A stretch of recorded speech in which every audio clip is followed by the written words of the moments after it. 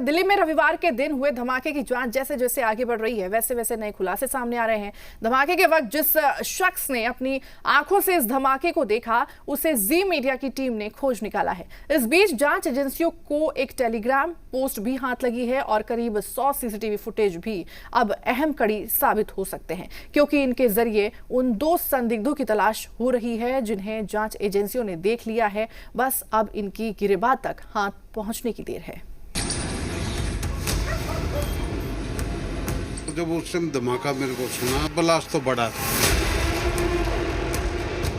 मैंने फिर रिकॉर्डिंग करनी शुरू कर दी। काफी धुएं का गुब्बार था और गहरा धुआं था।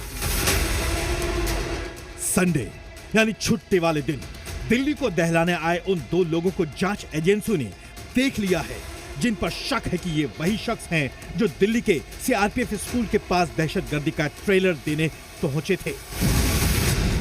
आप देख सकते हैं पुलिस धमाके की जगह पर एक एक इंच पर एक एक सबूत जुटाने में लगी हुई है।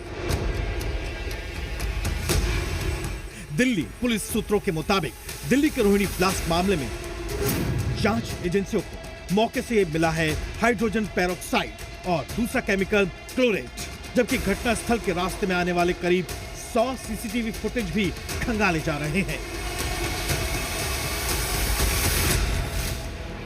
खास बात यह भी है कि जांच एजेंसियों की शक की सुई 2 संदिग्धों पर आ गई है। ये वो 2 शख्स हैं जिनकी धुंधली तस्वीरें सीसीटीवी में कैद हुई हैं।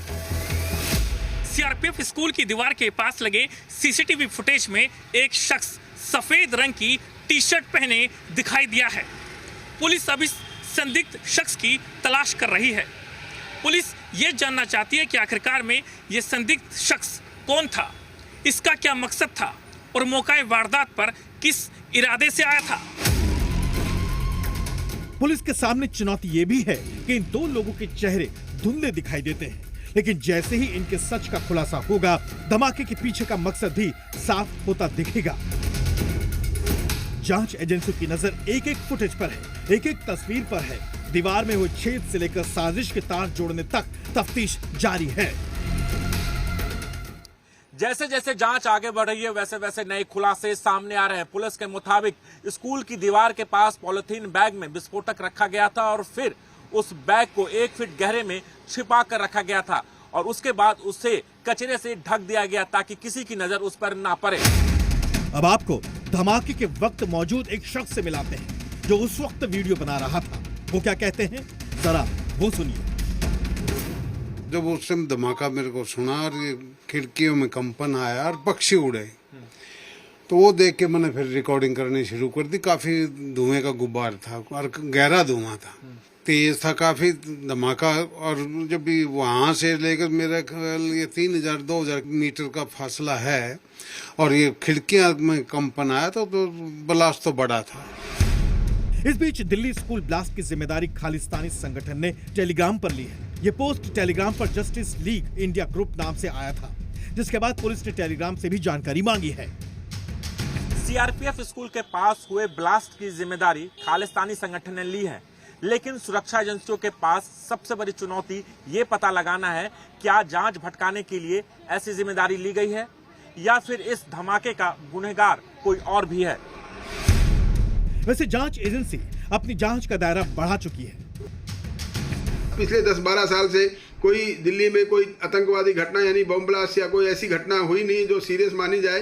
तो अभी इस लल पीरियड के बाद मुझे लगता है कि कहीं न कहीं से कोई एक उग्रवादी संगठन कोई एक्टिव है, जो कि उसमें खालिस्तानी एंगल भी हो सकता है, पाकिस्तानी एंगल भी हो सकता है, J&K के ग्रुप भी इसमें शामिल हो सकते हैं। दूसरी ओर आईईडी मैनेजमेंट इंस्टीट्यूट के सीआरपीएफ अधिकारियों ने ग्राउंड असेसमेंट भी किया है। वहीं एनएसजी की बॉम्ब स्क्वाड की टीम भी अपनी जांच रिपोर्ट दिल्ली पुलिस को सौंपने की तैयारी कर रही है। वैसे बच्चे रोजाना की तरह सुबह अपने स्कूल पहुंचे और पढ़ाई करने के बाद वापस घर लौट रहे थे। अभिभावकों को सुरक्षा एजेंसियों पर पूरा भरोसा है। बच्चों को बिल्कुल भी डर नहीं है, तो हमें तो डर होने का मतलब नहीं बनता है। दूसरा, हमें जांच एजेंसियों पर पूरा भरोसा है। बच्चों में कोई किसी प्रकार का फियर नहीं है, बच्चे बिल्कुल निर्भीक है। इस को लेकर कोई भी डर नहीं है बच्चों को। बच्चों की संख्या में कोई ऐसा फर्क नहीं? ना, इसमें कोई फर्क नहीं पड़ेगा। यहाँ पर ऑलरेडी पैरामिलिट्री फोर्स के जवान है, सीआरपीएफ के लगे हुए हैं इधर।